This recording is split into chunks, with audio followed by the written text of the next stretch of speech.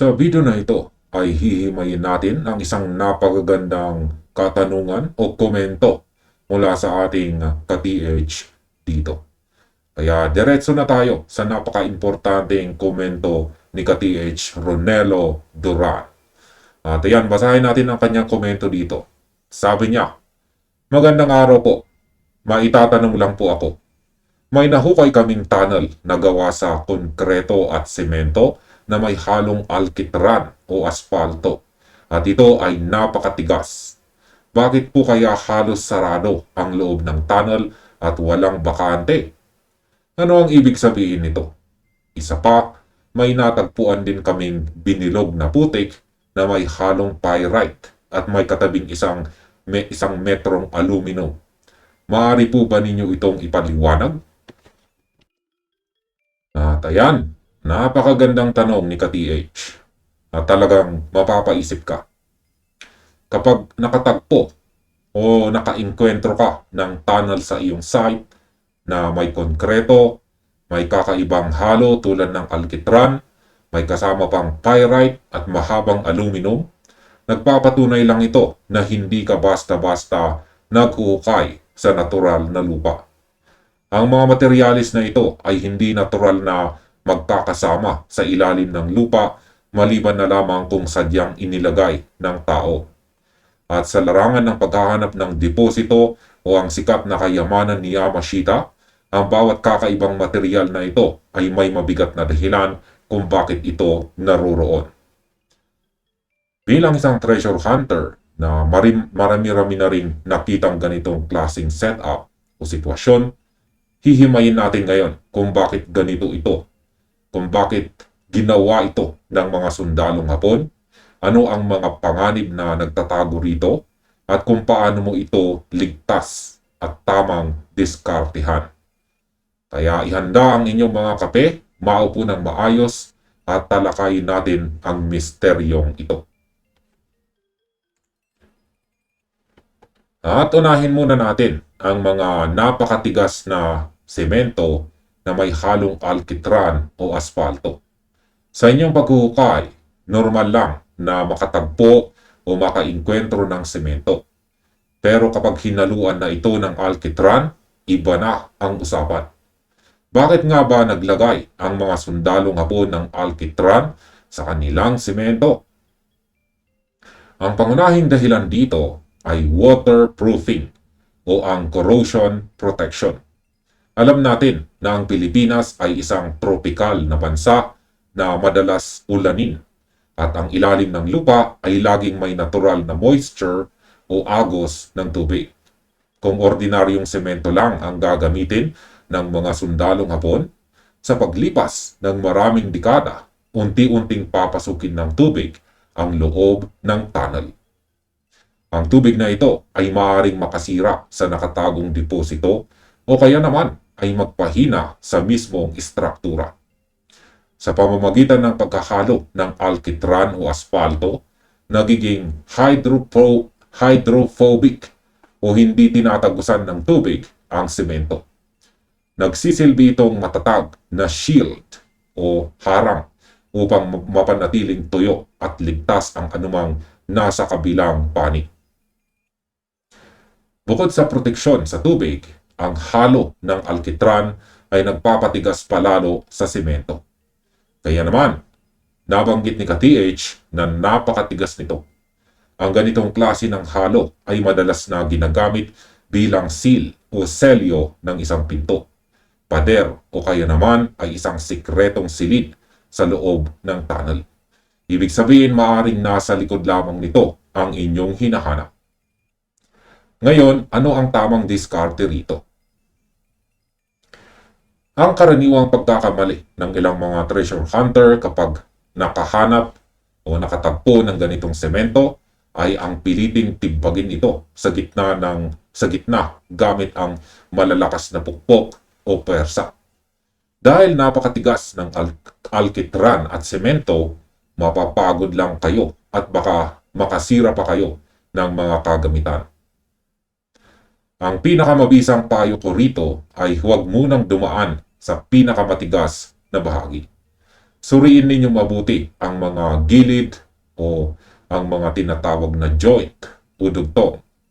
Hanapin kung saan nagtatagpo ang sementadong may alkitran at ang natural na pader ng tunnel o ang nakapaligid na bato.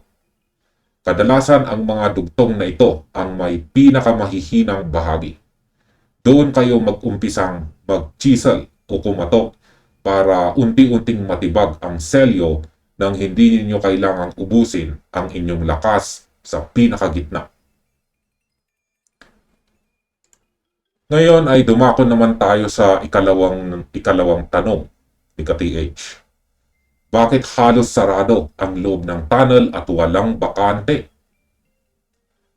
Bilang isang treasure hunter, ang unang dapat mong malaman ay hindi basta-basta nag-iiwan ng bakanting espasyo ang mga sundalong Hapon pagkatapos nilang ilagay ang deposito o ang kayamanan ni Yamashita. Ang tawag sa prosesong ito ay backfilling. Kapag natapos na nilang i-construct ang tunnel at mailagay ang mga kahon o bodega sa dulo, sadyang pinupuno nila muli ang buong daanan ng mga pinaghalong lupa, buhangin, bato at kung minsan ay semento na rin. Ginagawa nila ito sa dalawang pangunahing dahilan. Una, para magmukhang natural na lupa o gumuho lang ang tunnel kung sakaling may ibang makapasok o makakita ng entrance. Ang layunin nila ay mawalan ka ng gana at isiping natural na gumuhong kuweba lamang ito. Pangalawa, para pigilan ang madaling pagpasok ng hangin at tubig na maaaring makasira sa loob. Subalit may mga malalim at mapanganib na dahilan kung bakit sarado ang tunnel. Ito ay ang posibilidad ng isang collapsing trap. Isipin mo ito, kung ang isang tunnel ay sadyang pinuno ng malalambot na materyales o semento na walang maayos na pundasyon sa itaas, ang mga material na ito ang mismong sumusuporta sa kisame ng tunnel. Kapag hinukay mo ang harang na ito ng walang pag-iingat at walang sinusunod na tamang direksyon, nawawalan ng suporta ang kisame at maaari itong gumuho sa inyong mismong kinalalagyan. Kaya kapag nakatagpo kayo ng saradong tunnel, huwag basta-basta magmadali sa pagtatanggal ng mga nakaharang na semento o lupa. Palaging maglagay ng matitibay na suporta o mga shoring. Ito ay mga poste o tabla habang kayo ay umaasenso sa paghuhukay para masigurong hindi guguho ang itaas na bahagi ng tunnel. Tandaan, ang layunin ng pag-backfill ay hindi lang para itago ang daan, kundi para na rin magsilbing huling depensa laban sa mga hindi otorisadong naghuhukay. Dito naman tayo sa pinaka-interesting na bahagi na natuklasan ni ka-TH. Ito ay tungkol sa binilog na putik na may halong pyrite at ang katabing isang metrong aluminum. Isa-isahin muna natin ang pyrite o ang mas kilala sa tawag na fool's gold. Ang pyrite ay isang mineral na mukhang ginto dahil sa dilaw at makinang nitong kulay. Pero wala itong halaga kumpara sa tunay na ginto. Sa aking karanasan bilang isang treasure hunter dito sa Pilipinas, ang pyrite ay madalas gamitin ng mga sundalong Hapon bilang decoy o pampalito. Inilalagay nila ito para kapag may nakahukay, iisipin ng mga nakahukay na nakuha na nila ang ginto at hihinto na sila sa paghukay. Nang hindi nila nalalamang decoy lang pala iyon at ang tunay na deposito ay nasa mas malalim pa pala. Ngunit, may mas seryosong aspeto ang pyrite. Sa ilang mga pagkakataon, ang pyrite na hinaluan ng iba pang chemical o inilagay sa basang putik ay bahagi ng chemical trap o poison gas. Kapag ang pyrite ay na-expose sa hangin o kaya naman ay nahaluan ng iba pang elemento, maaari itong maglabas ng nakalalasong gas na may masangsang na amoy. Ang mga binilog na putik na nakita ni Ka-TH ay maaaring sadyang ginawa para magsilbing filler o pansamantalang harang na naglalaman ng mga kemikal na ito ay upang kapag nabasag o nabasang muli, maglalabas ito ng gas. At ano naman ang ibig sabihin ng isang metrong aluminum na katabi nito? Ang aluminum ay isang non-corrosive metal.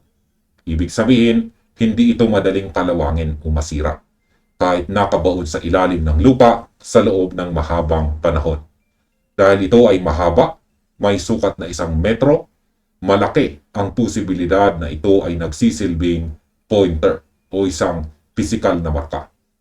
Kapag ang mga sundalong Hapon ay nagbaon ng mga ganitong klasing metal rods, hindi ito basta-basta itinutusok lamang. Madalas na ang direksyon ng aluminum rod na iyan ay itinuturo ang lokasyon ng susunod na marka o kaya naman ay ang mismong direksyon kung nasaan ang chamber o ang pinto kung saan nakatago ang kayamanan ni Yamashita. Kaya napakahalagang tingnan ninyo kung saan nakaturo ang aluminum na iyan. Nakaturo ba ito pababa, paitaas, o pakanan? Huwag ninyo itong basta-basta kukunin nang hindi na itatala ang eksaktong direksyon ng pagkakaturo nito. Para sa pangkalahatang pagsusuri, para kay Ka-TH Ronelo at sa inyong grupo, napakalaki ng tsansa na positive ang inyong site.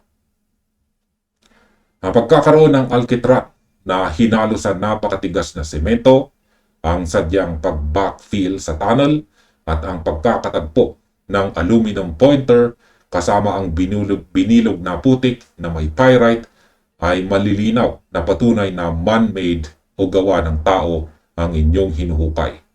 Hindi ito natural na pormasyon lamang ng lupa. Ang mga sundalong Hapon ang may kakayahan at dahilan para gumawa ng ganito kakomplikadong setup upang protektahan ang deposito o ang kayamanan ni Yamashita. Ngunit bago kayo magpatuloy, narito ang aking mahalagang payo para sa inyong kaligtasan. Una, mag-ingat sa mga lason at gas traps. Dahil may nakita kayong pyrite at alkitran, kapag nabasag ninyo ang mga binilog na putik o kaya ay nabuksan ang simentadong seal, maaaring may sumingaw na nakalalasong gas na matagal na naipon sa loob ng tunnel.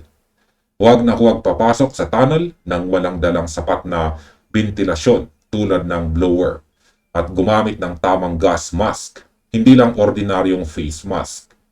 Kung makaramdam ng pagkahilo, kakaibang amoy na parang bulok na itlog o panghihina, lumabas agad sa tunnel at magpahangin. Pangalawa, para sa inyong susunod na hakbang, sundan ninyo ang itinuturo ng 1 metrong aluminum rod. Kung saan man ito nakaturo, doon kayo mag-focus. At kapag tinibag ninyo ang sementadong may alkitran, dahan-dahan lang at hanapin ang mga joints o gilid kung saan mas madaling matibag ang semento.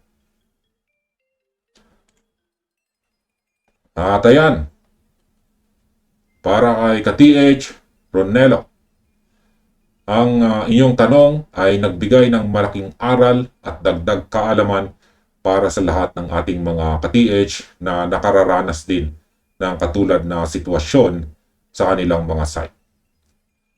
Kayo naman mga ka-TH, naka-inkwento na rin ba kayo ng sementong may alkitran o kaya naman ay may kakaibang aluminum rod sa inyong mga paghuhukay?